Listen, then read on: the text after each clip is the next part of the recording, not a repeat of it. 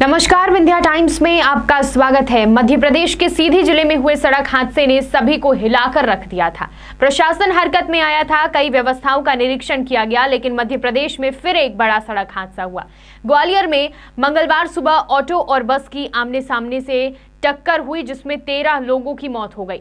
इसमें auto driver और auto में बैठी 12 महिलाएं शामिल हैं। सभी महिलाएं रात को आंगनवाड़ी में स्कूल बच्चों के लिए खाना बनाकर लौट रही थीं।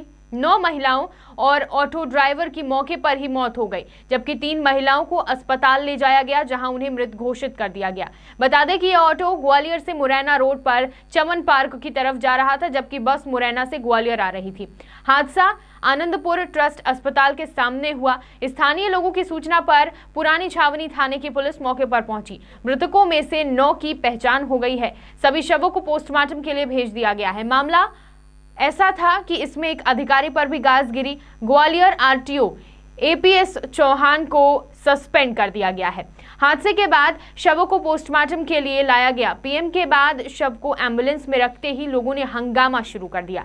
शव वाहन के ड्राइवर को मारकर भगा दिया गया। लोगों की मांग थी कि मृतकों के परिजनों को 10 लाख रुपए का मुआवजा, नौकरी और बच्चों को उच्च शिक्षा तक की पढ़ाई मुफ्त में दी जाए। मौके पर कांग्रेस विधायक प्रवीण पाठक और सतीश सिकरवार भी पहुंच गए।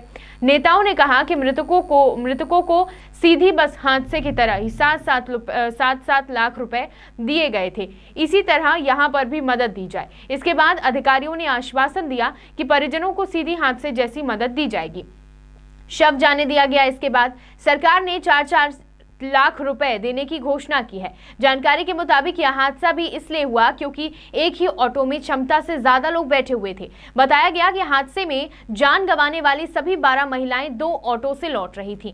इनमें से एक ऑटो में सिर्फ 3 सवारी बैठने की कैपेसिटी थी, लेकिन 6 बैठाई गई थी। रास्ते में एक ऑटो खराब हो गई, तब इसमें बैठी 6 महिलाएं साथ चल रहे दूसरे ऑटो में बैठ गई। इस तरह एक ऑटो में 12 सवारी हो गई थी। उन्होंने तय किया था कि पुरानी छावनी से दूसरा ऑटो कर लेंगे, लेकिन उससे पहले ही यह हादसा हो गया। मुख्यमंत्री शिवराज सिंह चौहान ने मृतकों के परिजनों को 4 लाख रुपए देने की घोषणा की है, लेकिन क्षमता से ज्यादा इस तरह से ऑटो में महिलाओं का बैठना और फिर ये हादसे का शिकार होना बड़ी दुर्घटना हुई है। ग्वालियर में बड़ा सड़क हादसा हुआ है। 13 लोगों ने इस हादसे में अपनी जान गंवा दी।